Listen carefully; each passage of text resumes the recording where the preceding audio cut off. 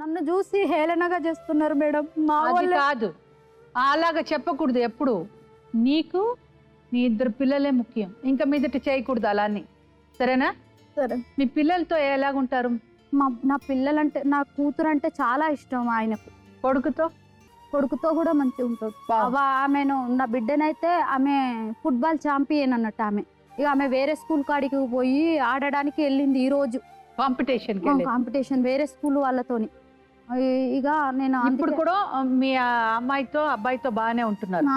ఉంటాడు కానీ మేడం, ఆమె కాల్ చేస్తే ఇక మా మీద కోపం చేస్తాడు. ఆమె మాట్లాడితే, ఆమె కొంచెం ఏదన్నా మంచిగా మాట్లాడితే, ఇంటికి పోయే సమస్య ఉంటే ఇక మా మీద కోపం చేస్తూ ఉంటాడు. ముందు మంచిగానే చూసుకున్నాడు, ఇక ఈ మధ్యలో ఇట్లా చేస్తున్నాడు. ఆమెతోని ఏది సంబంధం లేకుండా మొత్తం కంప్లీట్గా అసలు ఆమె జోలికి పోకుండా, ఆమెతో మాట్లాడకుండా చేయండి మేడం అని. డెఫినెట్ గా మీ ఆయన పిలిచి మాట్లాడదాం. ఆయన పేరేంటి? గోపి. గోపి రండి.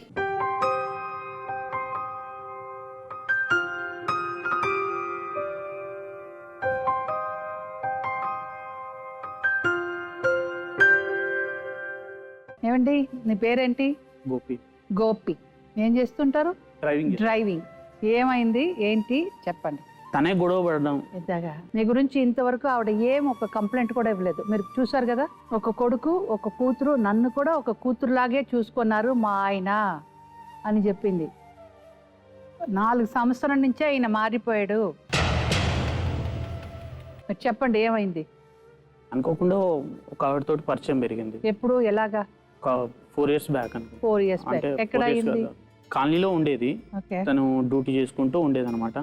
ఆ మధ్యలో ఆ అమ్మాయితో నాకు కాస్త పరిచయం పెరిగింది. ఎలాగా? మీకు ఆ అమ్మాయికి ఎలాగా పరిచయం అయింది అదే కావాలి నాకు. 2-3 సార్లు చూస్తూ తిరగడం వల్ల పరిచయం అయింది. చూస్తుంటే మీ ఆటోలో అతను ఎక్కిందా? ఎక్కింది. అక్కడ నుంచి తను డ్యూటీకి వెళ్ళడం రెగ్యులర్గా కనపడేది. దానివల్ల డైలీ చూడడంతో కాస్త దానివల్ల పరిచయం పెరిగింది. అలాగ చెప్తే కొంతమంది మీ ఆటోలో ఎక్కుతారు, ఎక్కితే అయిపోతుందా? క్లారిటీ లేకుండా నాకు కూడా సంబంధం అయింది అంటున్నారు. అది నాకు ఒక క్లారిటీ లేకుండా ఎలా ఉంటుంది చెప్పండి. మీరు నా బ్రదర్ లాగా చెప్పండి, తప్పలేదు. ఆవిడ ఏమైనా మిమ్మల్ని బలవంతం చేసిందా? లేకపోతే మీరు ఇష్టపడ్డారా? ఎవరైనా ఒకరు ఇష్టపడాలి, ఎయిదర్ మీరు లేకపోతే ఆమె. ఇద్దరికి ఒకేసారి ఆ థాట్ రాదు. నేనే వెంటపడ్డాను మేడం. మీరే వెళ్ళారు. కరెక్ట్. ఎందుకు? ఎవరితో మీకు ఏదైనా ప్రాబ్లం ఉందా? పర్వాలేదు చెప్పండి గోపి, మీ అమ్మాయితో ఏంటి ప్రాబ్లం? 2012కి 9 years అయింది పెళ్ళి. 9 సంవత్సరాలు అయింది. నేను మామూలుగా టూర్ వెళ్తే ఒక 1 week 10 days అట్లా వెళ్తూ ఉంటాను అనమాట. ఒక విషయంలో నాకు డిస్టర్బ్ అయినా నేను. ఆవిడని మీకు ఏదైనా బ్యాడ్గా మాట్లాడిందా? చాలా మేడం. నా మొబైల్ నెంబర్ తీసుకొని నేను మొబైల్కి వెళ్ళి మా అన్నయ్యది నాది తీసుకొని చాలా గలీజ్గా తిడుతుంది మేడం. నెంబర్లు కూడా ఇచ్చి ఫోన్ గలీజ్గా మాట్లాడిపిస్తుంది మేడం. నాకు 500 వెళ్ళండి ఆమె దగ్గరికి అని చెప్పి గలీజ్గా చేస్తుంది మేడం. ఇగో గలీజ్గా మాటలు తిడుతుంది మేడం. నేనైతే భరించలేకపోతున్నాను మేడం. చాలా ఇగో నెంబర్లు కూడా ఉన్నాయి మేడం, నేను అన్ని రాసి పెట్టుకున్నాను. నైట్ కూడా చేస్తుంటారు నాకు. ఫోటో కట్టుకొని గల్లీ తిరుగుతుందంట. ఇతను వెనక వచ్చి గల్లీ వెతుక్కుంటూ వచ్చి ఎక్కడుంటే అక్కడ లొల్లు పెట్టి ఇల్లు సామాన్లన్నీ బలగొట్టి కొట్టిపోతుంది మేడం. ఒక్కసారి కొట్టారు? చాలా 3 సార్లు కొట్టింది. అవునా? లేదు మేడం, 3 సార్లు మేడం. ఒకటేసారి మేడం. ఆమె ఒక రోజు అయితే నిలబడి మరి సామాన్ అన్ని తీసి ఆటోలో ఎక్కించి మరి కొట్టి పంపింది మేడం. ఇక్కడ గుండెలో గుద్దింది మేడం. చాలా నొప్పి, కడుపులో దంతది. నీకు ఒకసారి నాకు ఫస్ట్ లో ప్రెగ్నెంట్ అయింది మేడం. అయితే కడుపులో దంతది. ప్రెగ్నెంట్ అయింది ఈయనతోనే.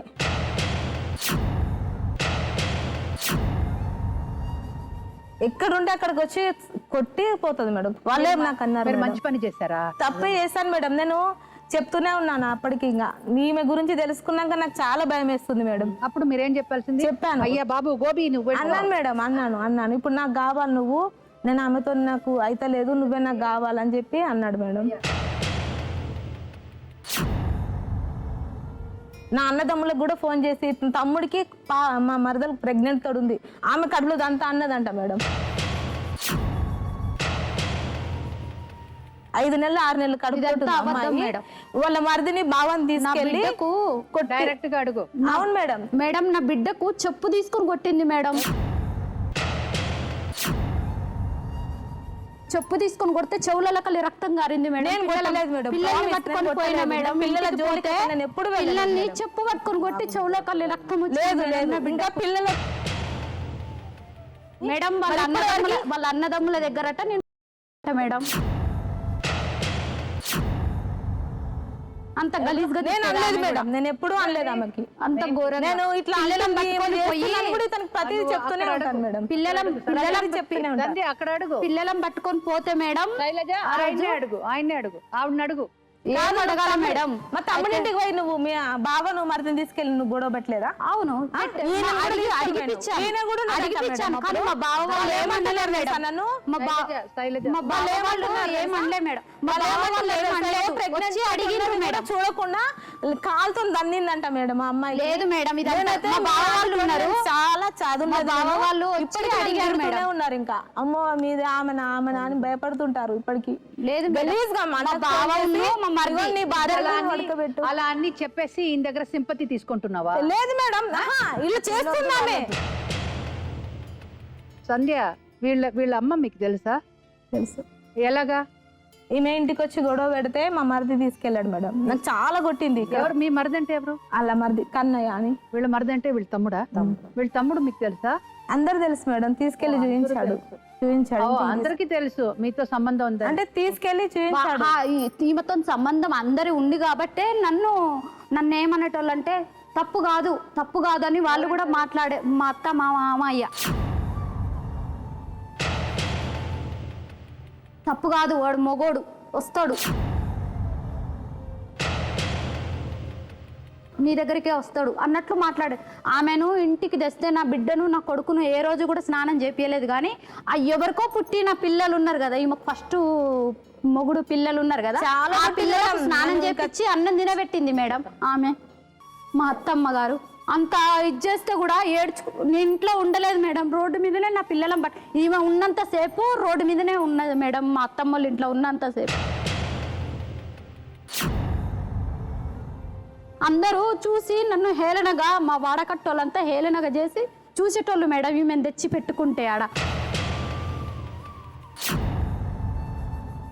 కొట్టినా మేడం, కొట్టినా. ఎందుకంటే నా భర్తతో ఇది చేస్తుంది కాబట్టి నేను చూసినా కాబట్టి కొట్టినా మేడం. ఆమెను కొట్టినా. కొడతారు మేడం, ఎందుకు కొట్టదు? కొడతారు, బరాబర్ కొడతారు.